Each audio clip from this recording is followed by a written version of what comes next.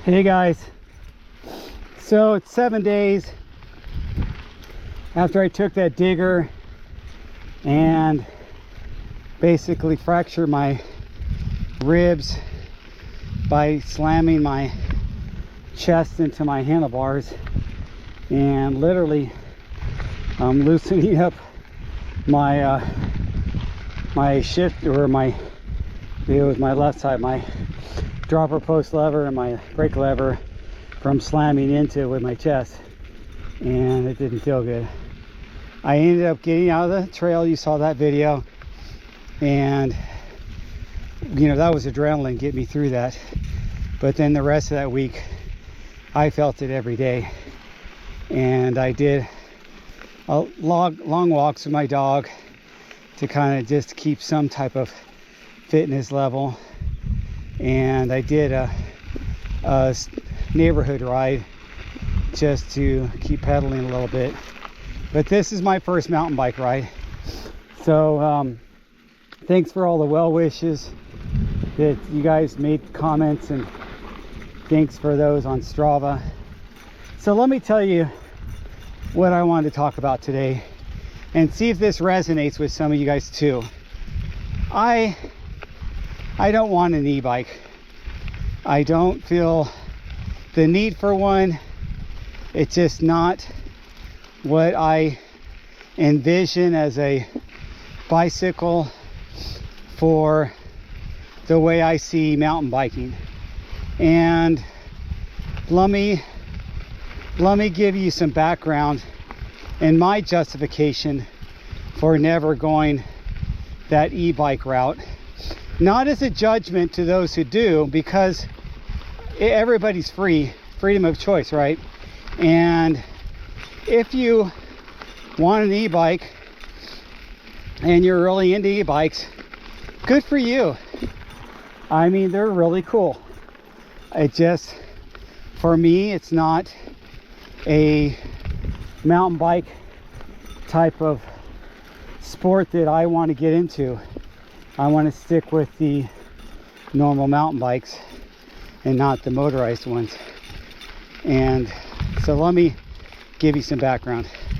When I first got into mountain biking over 20 years ago, over 25 years ago, I bought a inexpensive complete bike. It was a Gary Fisher Kaitai aluminum hardtail. It was rigid until my friend gave me his fork, when he upgraded his fork. But I rode that thing everywhere. It had cantilever brakes. I ended up upgrading to Shimano, the V brakes, and I really thought that was a huge upgrade. I tried out different parts with it, different stem lengths. Never really got into the bar ends, but I switched different bars to riser bars and flat bars and so on and so forth. So I was tinkering with my bike and learning the sport and getting into the sport from that perspective.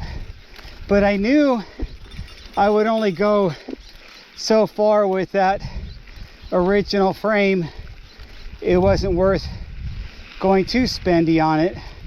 I would wait till later on to go all out and get a real nice aluminum hardtail frame from Trek, the parent company of Gary Fisher.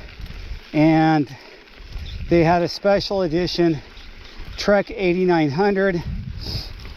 There was this stiff rocket race bike hardtail, and then at the time Bontrager had these wheels that used Chris King hubs, but they were relabeled Bontrager, but they were the Chris King, you know, silent or noisy clutch type hubs, and or ring drive, I should say. And they were really cool.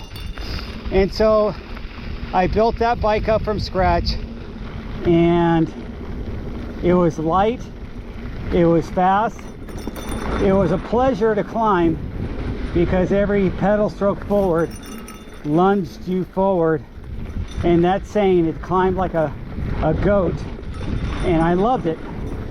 So that was my first, frame up build bike that I got. And then I ended up getting other bikes after that, custom bikes. And if you guys look at my bike I'm riding in the Philippines, that's a Titus 11.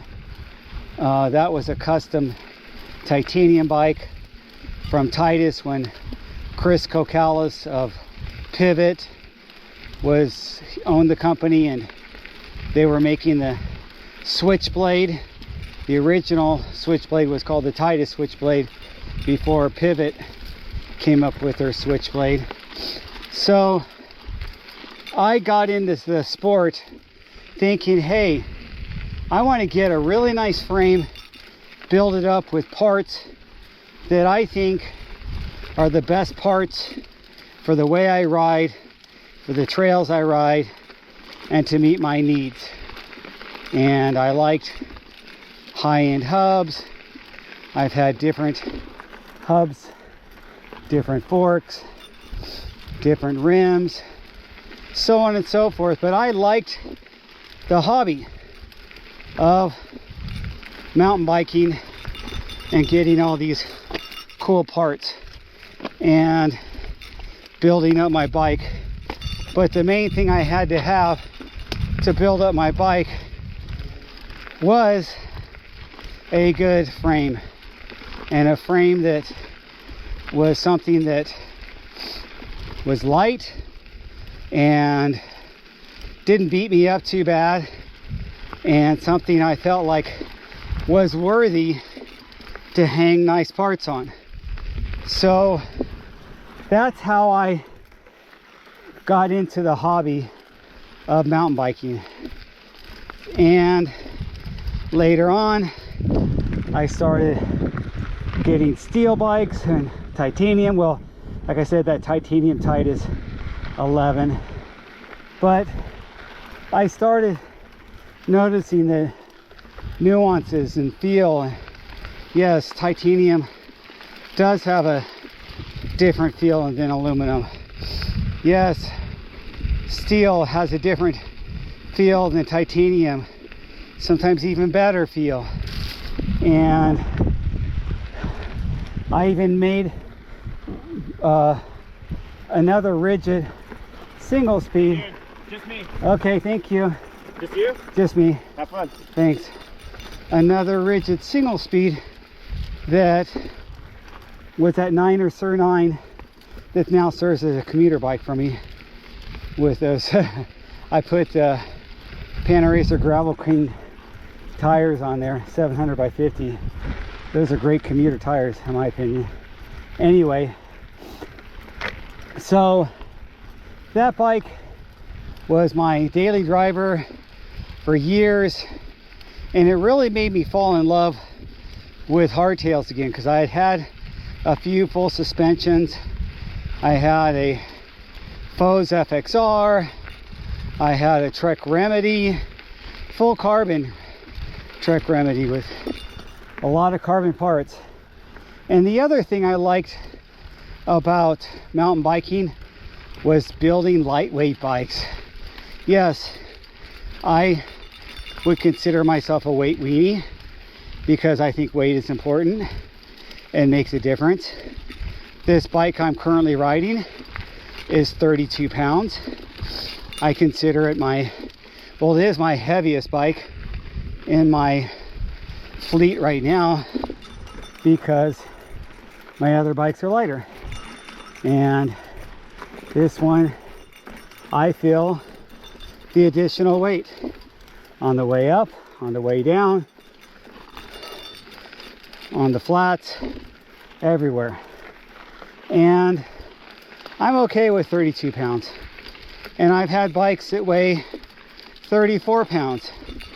But I don't think, and I have rode some of those e-bikes, and they were considered lightweight e-bikes at 40 pounds. And I don't think 40 pounds is light when you're having to flick it around.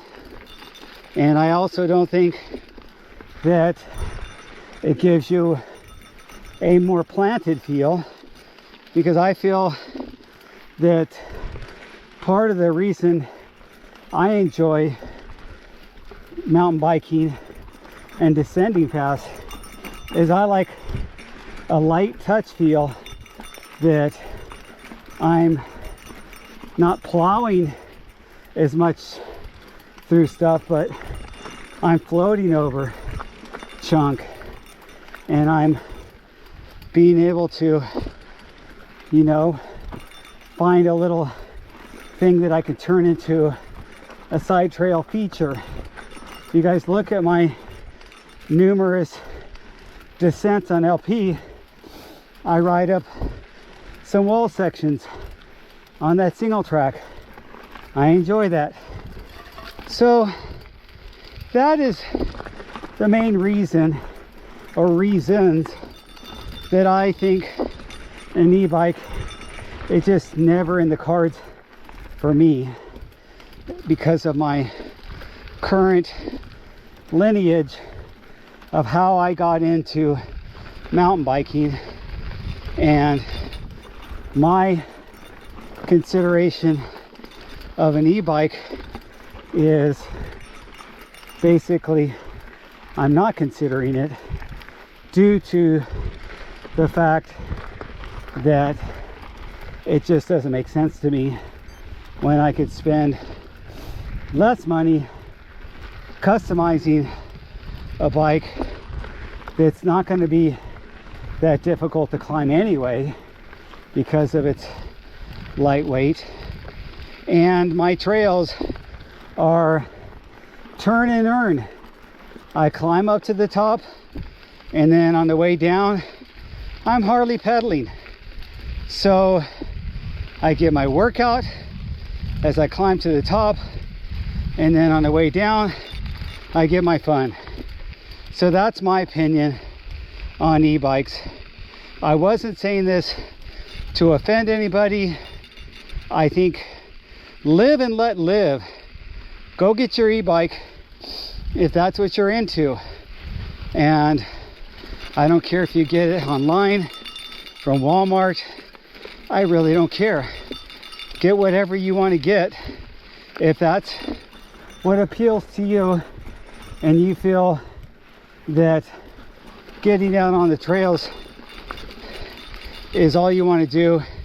You don't really care what's between your legs, or maybe you do care and you're fine with the way e-bikes are built up, and you feel that you could justify spending 10 grand on a Yeti e-bike, or a Santa Cruz e-bike, or a Pivot e-bike that has all the high-end parts that you would normally put on a non-e-bike, except for it's got heavier duty rims and tires and brakes. So they do have a variance of what they're going to bolt onto that e-bike for you. It's not going to be the same parts that you put on a regular bike, exactly the same. Very similar though. So that's my thoughts, and if you have an opinion on this, and not in a pissing contest or to brag about your stamina, but in a constructive manner about your growing up with mountain biking and growing up, you know, figuring out what bike you wanted over the years and enjoying the sport of mountain biking. That's what I'd like your comments to focus on. So thanks for watching, and I'll talk to you later.